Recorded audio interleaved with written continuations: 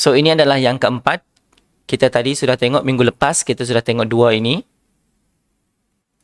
Hari ini kita dah tengok yang ini. Dan yang keempat, melaksanakan pelan kewangan. Okay, ini adalah step, proses. Bila dia kata proses, maksudnya step pertama, step kedua, step yang ketiga. Tadi kita dah tengok mewujudkan pelan kewangan. Tadi kita dah tengok kita punya pelan kewangan. Seterusnya kita tengok melaksanakan pelan kewangan. So, untuk melaksanakan pelan kewangan ini adalah pelaksanaan pelan kewangan menukarkan perancangan kewangan kepada tindakan yang boleh dilaksanakan. Tadi kita dah ada plan.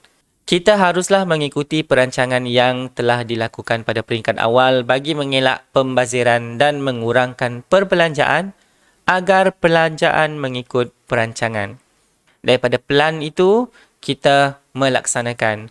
Ini penting. Kita mesti tengok perancangan.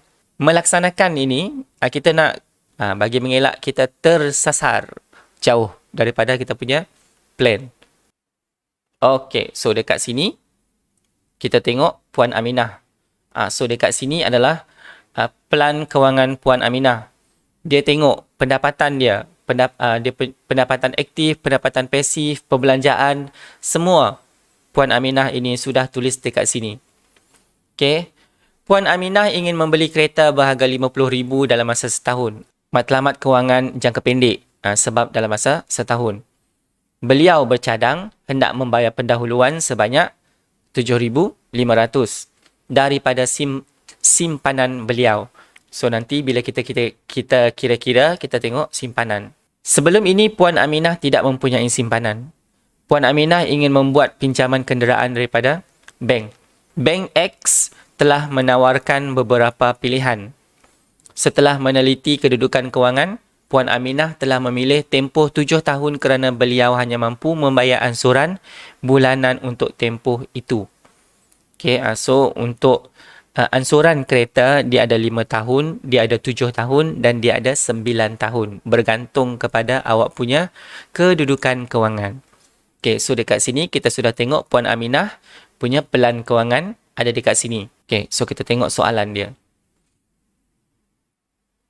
Berdasarkan perancangan kewangan keluarga Puan Aminah, bolehkah matlamat kewangan Puan Aminah tercapai? Apa matlamat kewangan Puan Aminah tadi? Dia nak simpan RM7,500 setahun sebagai deposit, okay, daripada wang simpanan.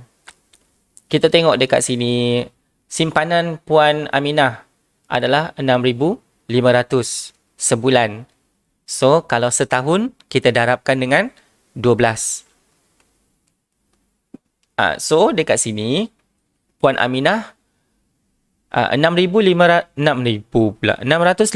itu tadi, bila kita darabkan dengan 12, kita dapat 7,800. Deposit kereta tadi adalah 7,500. So, maksudnya dalam masa setahun, wang simpanan Puan Aminah lebih daripada matlamat kewangan 7,500. So, bolehkah matlamat tercapai? Kesimpulannya, Puan Aminah boleh mencapai matlamat kewangan jangka pendek. Sebab simpanan dia melebihi matlamat kewangan.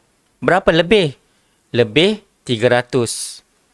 So, untuk 300 ini, dia boleh simpan dan pendapatan lebihan sebanyak 220 untuk kecemasan atau perbelanjaan luar jangkaan. Ini dekat sini. 220 ini. Dia tengok dekat sini tadi, pendapatan, dia tambahlah pendapatan aktif, pendapatan pasif, dia tambah. Lepas itu, dia tolakkan dengan perbelanjaan tetap dan perbelanjaan tidak tetap. So, dekat sini ada lebihan 220.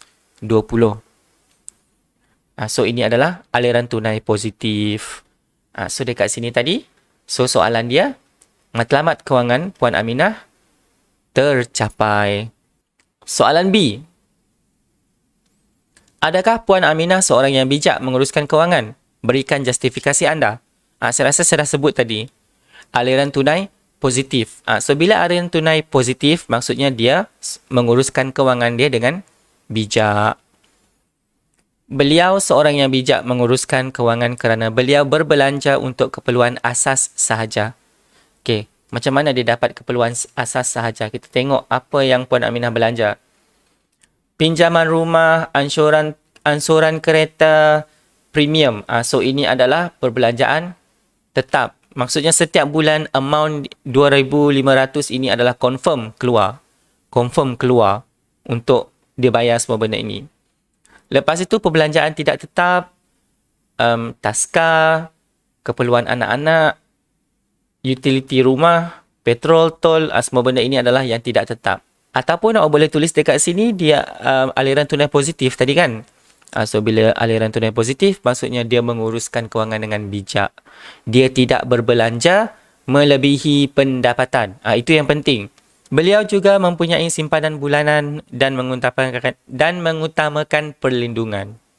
Sebab dekat sini dia ada bayar insurans.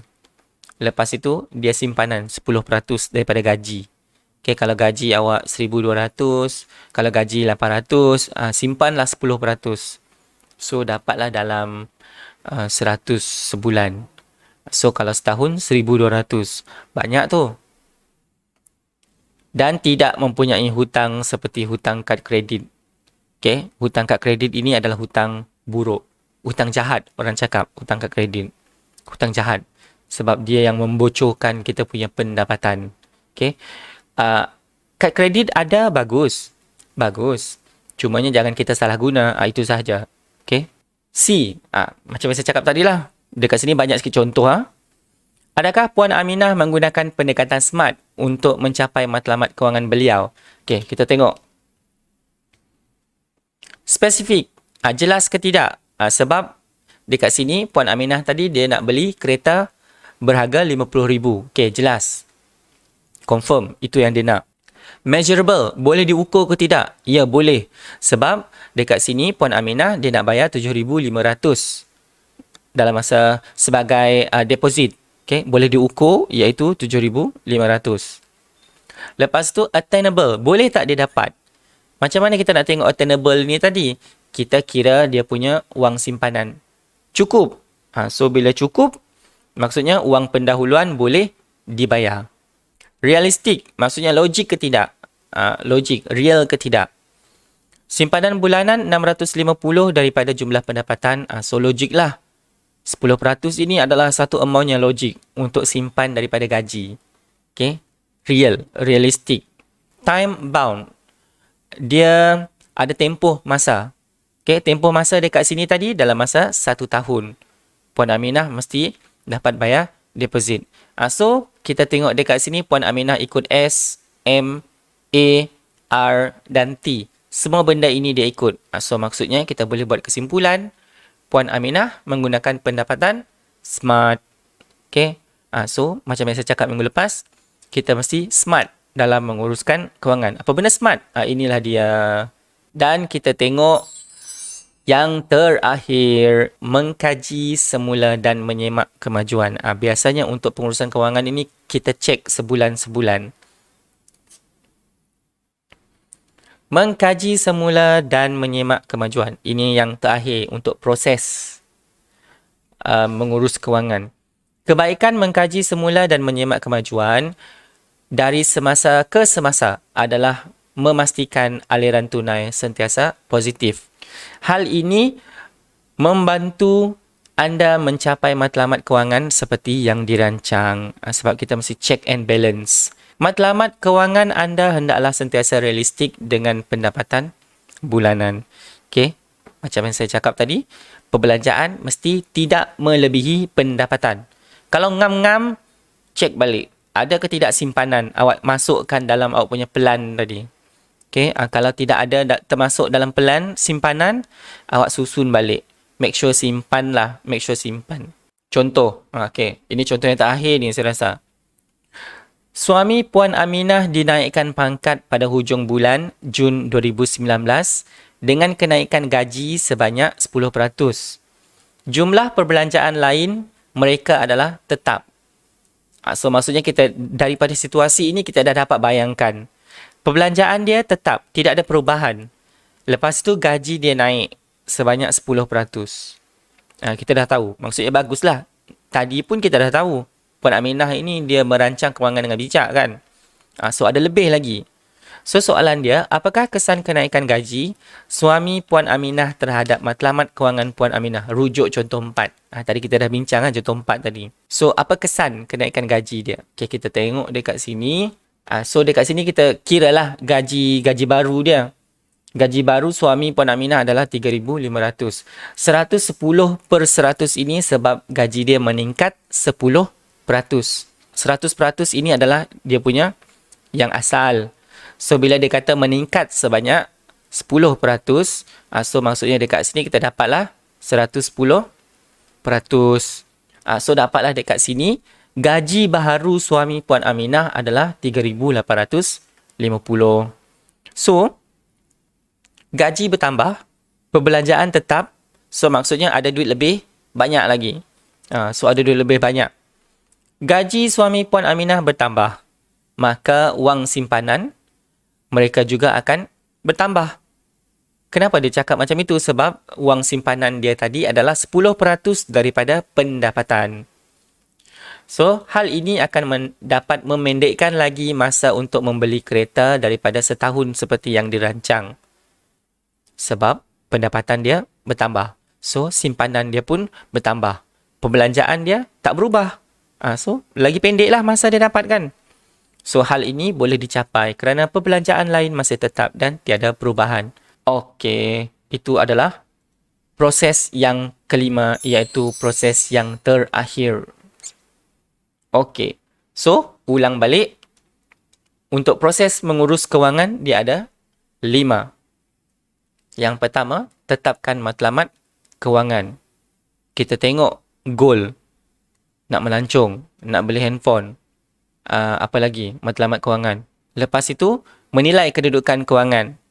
Kita tengok SMART tadi tu. SMART. Okay. Kedudukan kewangan kita tengok. Ada gaji tetap ke tidak. Lepas itu, duit itu stabil ke tidak. Okay.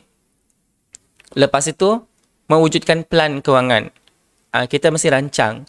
Bila dah ada gaji, kita rancang. Itu adalah sumber pendapatan. Pasif, aktif, semua kita ambil kira. Lepas itu, kita tolakkan dengan perbelanjaan. Perbelanjaan kita tadi, perbelanjaan tetap dan perbelanjaan tidak tetap. Semua benda itu kita mesti kira. Kita tengok simpanan termasuk sekali. Okay? Kemudian bila kita dah plan, kita laksanakan plan tadi. Dan yang kelima, mengkaji balik kita punya plan kewangan ini tadi. Semua benda yang kita tengok. Okay? Bagus ke tidak? Ada perlu diubah ke tidak? Kita cek balik. Boleh ubah dekat mana-mana. Awak rasa macam bila awak buat plan itu tadi, dalam masa sebulan itu hidup awak okey ke tidak? Rasa macam susah nak makan ke tidak? Macam itu Semua benda itu kita tengok. So bolehlah kita kelima-lima proses pengurusan kewangan ini tadi.